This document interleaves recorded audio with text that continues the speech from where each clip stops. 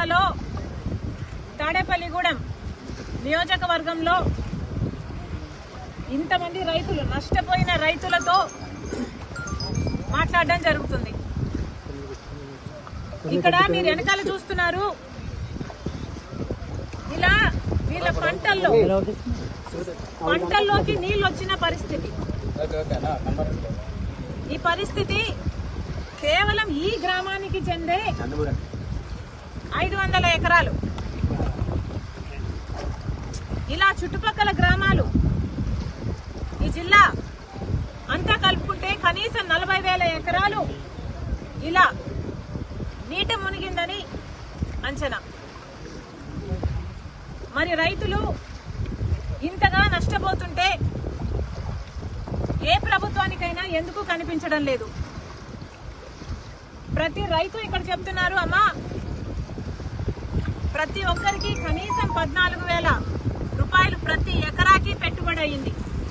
చాలా మంది కౌలు రైతులము, అప్పు తెచ్చుకొని పెట్టినాము. కనీసం ఒక్కొక్కరికి 2 లక్షలు అన్న అప్పు ఎంతుందన్న,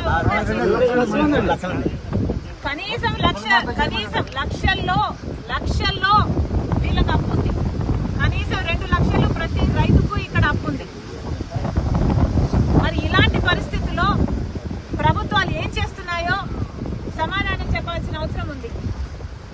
వీళ్ళందరూ ఇక్కడ నేను రాగానే అమ్మా మా పొలాలు ఎంతగా మునిగిపోయాయో చూడమ్మా అని వాళ్ళందరూ నీళ్లలో దిగి మరి వాళ్ళ కష్టాలు చెప్పుకునే ప్రయత్నం చేశారు.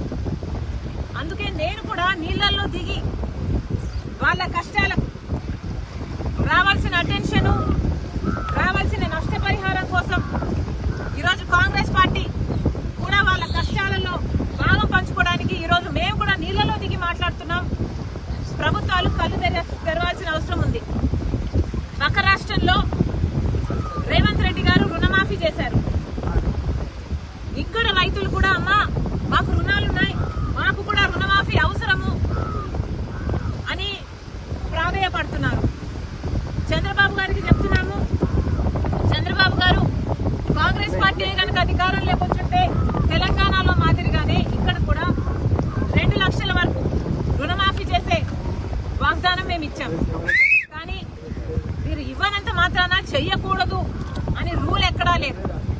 రాజశేఖర్ రెడ్డి గారు రుణమాఫీ చేస్తాను అని వాగ్దానం ఇవ్వకుండానే, మేనిఫెస్టోలోనూ పెట్టకుండానే రుణమాఫీ చేసిన గొప్ప మహానేత రాజశేఖర్ రెడ్డి గారు. చంద్రబాబు గారు కూడా రైతులను ఆదుకోవాల్సిన అవసరం ఉంది అని కాంగ్రెస్ పార్టీ డిమాండ్ చేస్తుంది. ఇక్కడ రైతులు చెప్తున్న పరిస్థితి అయితే దారుణంగా ఉంది. అమ్మా ప్రతి సంవత్సరము ఇక్కడ నీళ్లు ఇలాగే పొంగి పొర్లుతున్నాయి. ఎర్రకాలువ పైనుంది, ఎర్రకాలువలో మరమ్మతులు జరగలేదు, మోడర్నైజేషన్ ఏ కెనాల్స్ లోనూ జరగలేదు.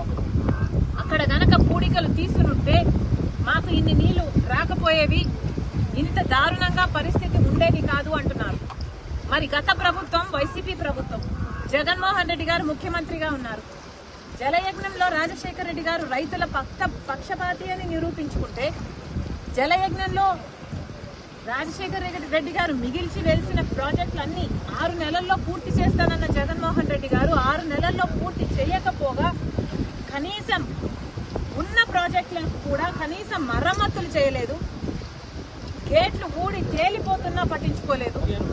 ఆఖరికి పూడికలు కూడా తీయలేదు. కట్టెడు మత్తి కూడా ఎత్తి పోసిన పాపాన పోలేదు. కాబట్టే ఈరోజు ఇంతగా నీళ్ళు వచ్చాయి అని ఈ రైతులు చెప్తున్న మాట. మొత్తం చూసుకుంటే కనీసం లక్షల ఎకరాలలో పంట నష్టం జరిగింది. మరి చంద్రబాబు గారు ఇప్పుడు ముఖ్యమంత్రిగా ఉన్నారు. గత ప్రభుత్వం వైఫల్యాలను దృష్టిలో పెట్టుకొని మళ్ళీ మీరు అదే పొరపాట్లు చేయకుండా కాలువల మరమ్మతులు వెంటనే చేపట్టాలి. నెక్స్ట్ ఇయర్ కల్లా మళ్ళీ ఇదే పరిస్థితి రాకుండా చూసుకోవాలని ఈ రైతుల పక్షాన్ని డిమాండ్ చేస్తున్నాం. వెంటనే వీళ్ళందరికీ నష్టపరిహారం కూడా కనీసం 12,000 రూపాయలు ఖర్చు అయింది. మాకు అంతకంటే ఎక్కువే అయింది, 16,000 అయిందని కొంతమంది చెప్తున్నారు. అంచనాలు వేసి వెంటనే ఆ ప్రక్రియ మొదలుపెట్టి వీళ్లకు నష్టపరిహారం కూడా చెల్లించాలని డిమాండ్ చేస్తున్నాం. ఇదే పరిస్థితిలో బీజేపీ పార్టీని కూడా నీళ్లలో సగం నీళ్లలో నడుం వరకు నీళ్లలో నిలబడి కాంగ్రెస్ పార్టీ ప్రశ్నిస్తుంది. ఒక పక్క బీహార్ వరదలు వచ్చాయని మీరు ఫ్లడ్ రిలీఫ్ ప్రకటించారు, కానీ ఆంధ్రప్రదేశ్ మాత్రం ఫ్లడ్స్ వచ్చినా ఫ్లడ్ రిలీఫ్ ఎందుకు రాలేదో బీజేపీ పార్టీ సమాధానం చెప్పాలి. బీహార్లో మీకు 12 మంది ఎంపీలను ఇస్తే ఆంధ్ర రాష్ట్రం 25 మంది ఎంపీలను ఇచ్చింది. కూటమి ఎంపీలు 21 అయితే వైసీపీ ఎంపీలు కూడా బీజేపీ పార్టీకే మద్దతు పలుకుతున్నారు. 25 ఎంపీలు ఆంధ్ర రాష్ట్రానికి చెందిన ఎంపీలతో మీ సర్కార్ అక్కడ నిలబడి ఉంటే మరి ఆంధ్ర రాష్ట్రానికి మీరు చేస్తున్నది ఏమిటి అని అడుగుతున్నాం.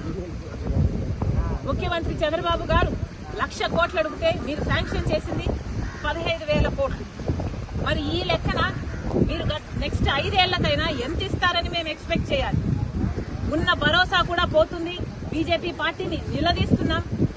బీహార్కు మీరు వరద సాయం కింద ఇచ్చినప్పుడు ఆంధ్ర రాష్ట్రానికి మీరు ఎందుకు ఇవ్వడం లేదు?